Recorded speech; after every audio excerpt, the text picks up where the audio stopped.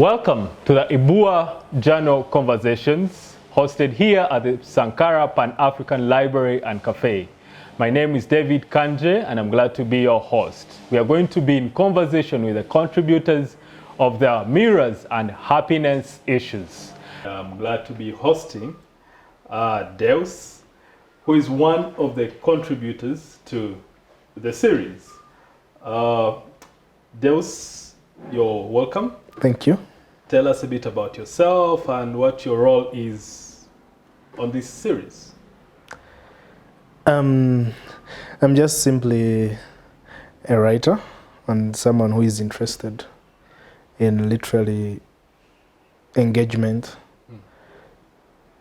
Really, that's it. And here I am a contributing author in the series HappyNess, and I have also done some editing on some of the...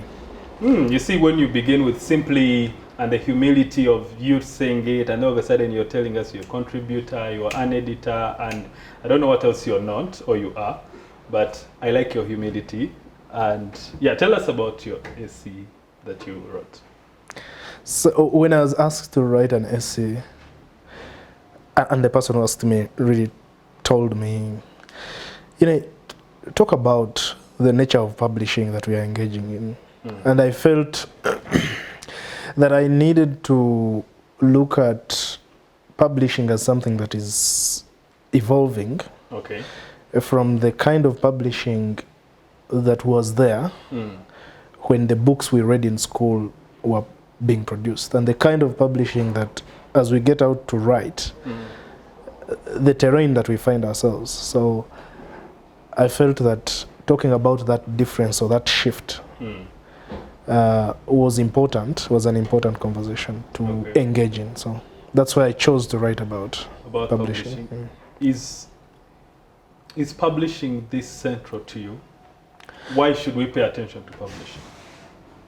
It's because for texts to be brought out, for texts to exist and access the audience or the public, the midwife for these books that we access is the publishing, the publishing stream that they go through. So publishing is like something that lets the text move from the writer to the audience. And so it's important, and it plays a big role in shaping what the writer writes and what they don't write.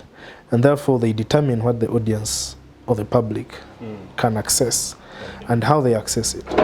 So the publisher is a very important agent in that relationship between the writer and the reader. Interesting. From a reader's point of view, can we do without publishers? It depends on what you define as a publisher, or how you want to stretch or limit the definition of a publisher. But if we were to allow the word publisher to apply in a wider dimension, then I think it is impossible for the reader to access work, or the wider reader to access a writer's work without some form of publisher. So it is true that in today's media space, with social media and all these many things, the internet, you may want to think that the publisher does not have a place there, whether for quality control or for marketing or for other reasons. But still, when you're posting something on Twitter, on Facebook, on WhatsApp, on Instagram, I mean, you are putting content out there, sometimes without this midwife who is a publisher. But for something to really access a market in some way, you need to go through some process of publishing, whether it is self-publishing or some other form of publishing. I think basically I think that publishing is when you put your work out there. I think that's what also digital publishing has done, or digital tools, publishing tools, that when you hit the word, for example, when I write a tweet and I hit that blue button, tweet, I've already published. You've published. when you're on Facebook and post, that makes so that means anyone who writes is a publisher. I don't think. In the context of digital. I think I can write and I don't publish. I think the word publish comes to mind. It connotes the word public. Okay. So when you put something out there in the public, whether the public is limited or unlimited, you've published something. But there are many things that people write and they don't put out there for the public to consume. So I think okay, in that sense, not every writing is published. Okay. But anybody can publish. The problem is that we are used to thinking of a publisher or publishing as an institutional process. Yes. With the advent of modern day technology, where technology is easily accessed, it is cheaper to access it. You don't need a lot of logistics that were needed, for example, in the 50s and 60s, or the period before that. Today, the technology is just available. It's so cheap. You can access a phone, a computer. You can access a website. You can access these technologies like Facebook or Twitter to just put out anything. Okay. But even that is publishing, only that we call it different names. So in this case, let's look at. First, I want to ask you something. You say the role of the publisher has been reconfigured in the SCA. Would you like to throw more light on that? I think part of the reconfiguration is in the availability of the present day technologies, the digital technologies, which make it so easy and so cheap and so user-friendly, both for the reader and the writer. Okay. But then also, if we are to go to this institutional publishing, there has been some form of reconfiguration. Okay. I say this mostly in Uganda, but I would also say in many parts of Africa, even the world, even beyond, you have things starting to change. So what the institutional publisher used to do, and I'm talking about the commercial publisher, you used to have houses which have built a reputation of a certain standard. Yeah. A publishing house. A publishing house. And the commercial publisher in a globalized world, they became people who could conquer markets. Yeah. And so how, to the extent you can conquer a market, that means you attract many writers and you can determine the standard or the nature of writer you want to take. Okay. And that time, of course, if you go through that publishing house, you have a certain form of your book, and you yourself, the writer, you have a certain form of cultural capital. You ride on the cultural capital of the publisher and the people in that industry. Now, today, because there are many writers who consequently have been left out of that chain, and because they can access certain technologies and can easily tilt the market, tilt the immediate market. They seem to see the mainstream, or what I called the mainstream publishers, as people who have become inflexible over time, and they are losing touch with the kind of canonical expectations that the present day reader needs. And so... Wait a minute, you're bringing out two important things. So why are the writers being left out? And two, what do the readers want? There are many reasons why the emerging writers are being left out. Okay. Because I think one of them is that the emerging writers, because most of these mainstream publishing houses are commercial in nature, they understand that the market, it is easier to market a writer who is already established than one who is coming up. And two, now, previously African writers would get out, they would get this attraction, they would get into these big publishers like Oxford, Heinemann, because that time there was a certain form of obsession in the world market. We want to see, black people, African people are starting to write. Like, what kind of thing is that? Okay. But then over time, that obsession has reduced. That the need to market new African writers has reduced. Why? I think... Is there so much content? No, I don't think there is so much content. I think Africans are not writing enough. So the content is not too much. But you will always be sold best in the place you are writing about. Okay.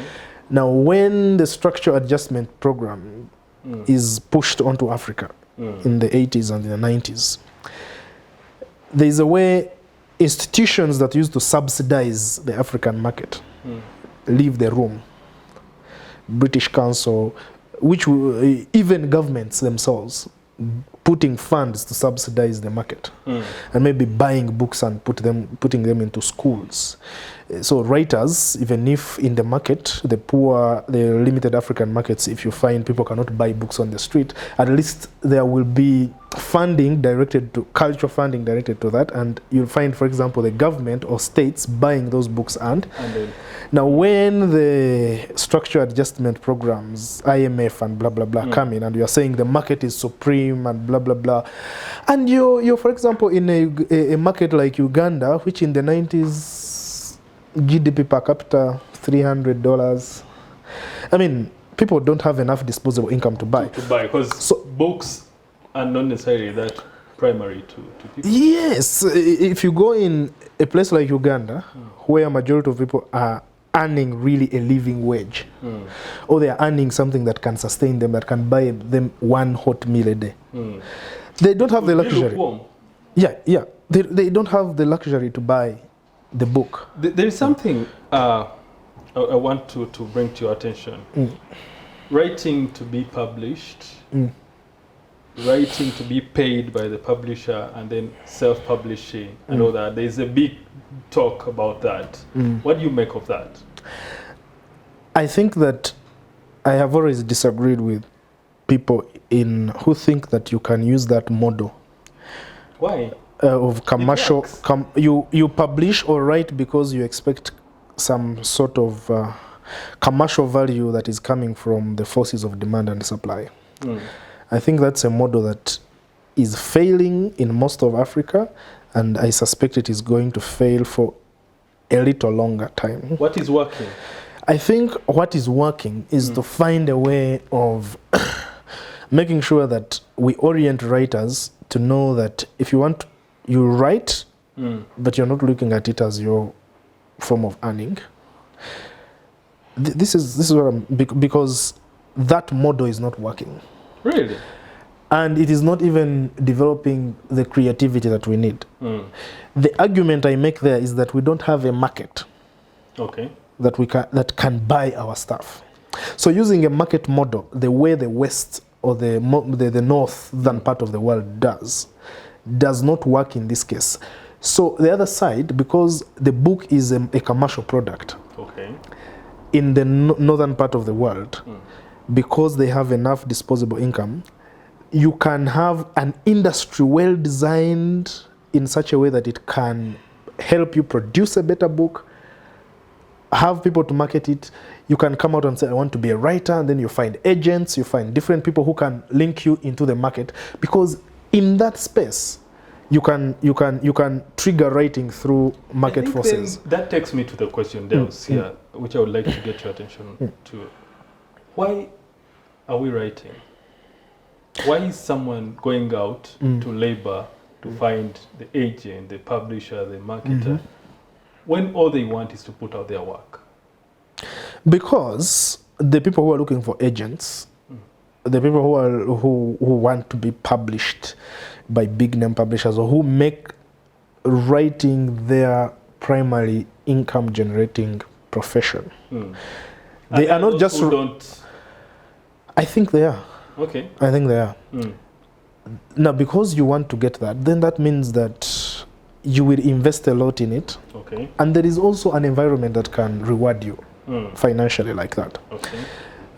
I am not so sure that that environment has been replicated in most of sub-Saharan Africa. Let's speak about Uganda. Is it? Uganda, it's not there. That's why we write, and we only read the things ourselves. Okay. And first of all, there's no reading culture. There is. Okay, there's no... the reading culture in Uganda is still very, very, very premature. Okay. Even reading functional texts. Someone gets a newspaper in an office, it's a free newspaper, you don't have to buy it, and then they say, oh, have you read that newspaper? What's there? They want you to read and then tell them. they are not so comfortable reading it themselves. So even it's free literature there. Okay, that can be the convenient excuse, but I think the appetite for reading is, but because of literacy rates increasing, and because of social media, which can help us start with short texts, and you have a lot of texts around, right? Yeah. So a culture can grow from there. Okay. But remember, you're competing with this textual culture of social media, which someone does not pay for. But they find immediate gratification, they find humor, they find things. So you're competing with that. Someone is not going to leave that one on their phone. There are very few people who are going to leave that and in exchange for something you're asking them to pay for, and it is a heavy text. That's why we have prizes, writing prizes, so that they can distinguish the better done work from... Yes. But you can get better done work if you have so many people writing, and you can get so many people writing if you have so many people reading. What's the future? So for me, I think the future is to start with what we can negotiate at the moment. And what's that? We negotiate a way, a system where writers can be motivated to write by promising them simple functional rewards. Who is promising? And the kind of people that are engaging in this almost... Writers don't write in a vacuum, do they? They don't. And that's why I'm saying that publishing houses that I write about, the emerging ones, have the opportunity to provide a platform. Okay. You are there not to make profit, but to provide a platform. Okay. And you make every writer that comes understand that. We are giving you a platform. We're not here to enrich you. We're not here to... But we can grow your career as a writer.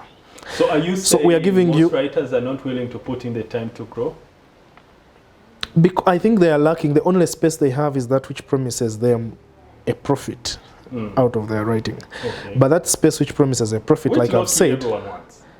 Low-key everyone wants. But the problem with that proposition is that the existing institutions, the mainstream publishers who operate in that model, are not giving, they're not even allowing the new writers to get into that space.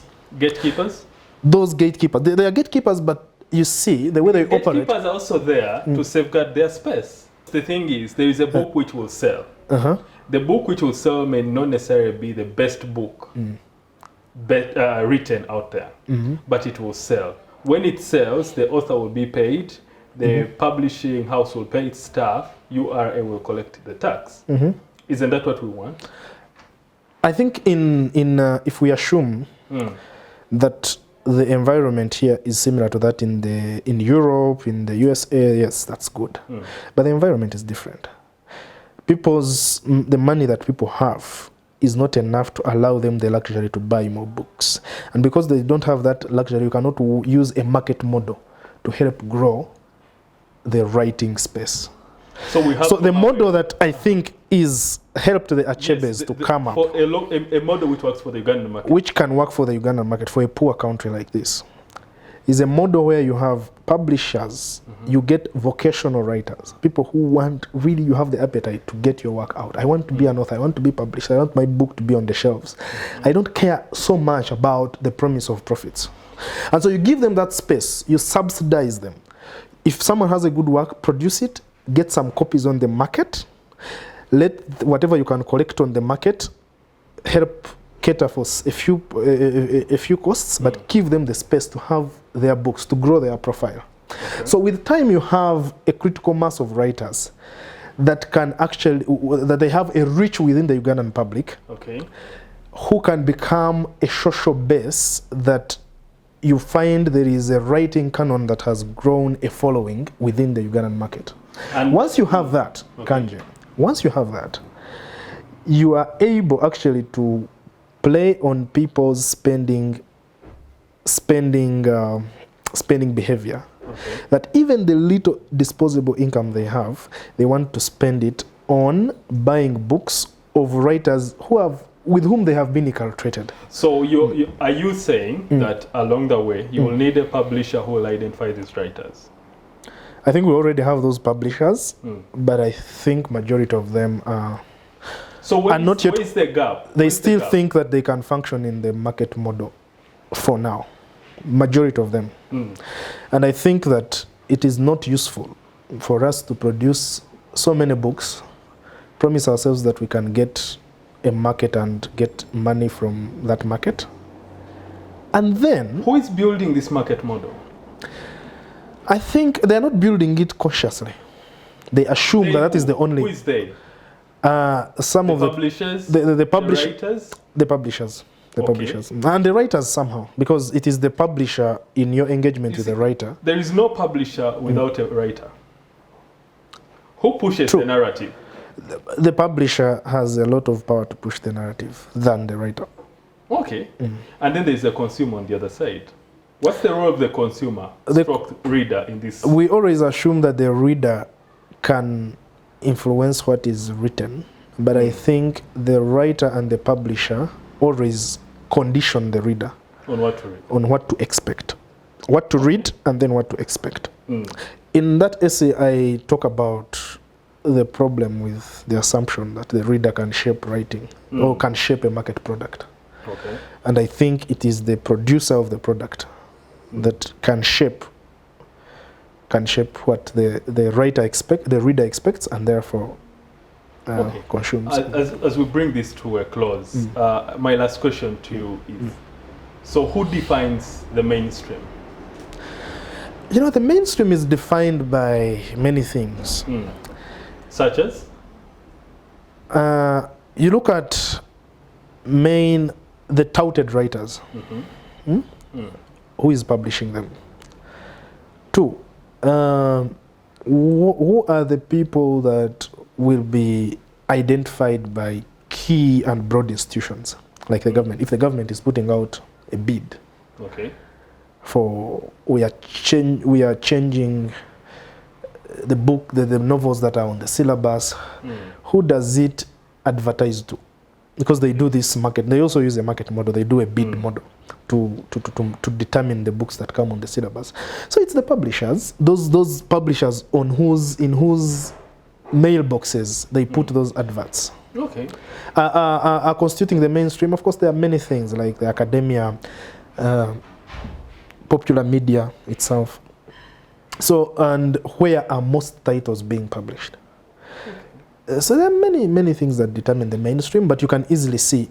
Are you getting published soon? I'm not so sure that I'm getting published soon, but... Thank you, Deus. It's been wonderful having you on this episode. For now, Deus's work is published on Ibua Journal, journal.ibua publishing. That's where you can find his work. And don't forget to subscribe to Ibua Journal, and you can be able to access these conversations and all other essays that have been published by Ibua Journal. Thank you for watching this episode of the Ibua Journal Conversations. A big thank you to our host, Sankara Pan-African Library and Cafe. To watch more of these conversations, visit www.ibuapublishing.com.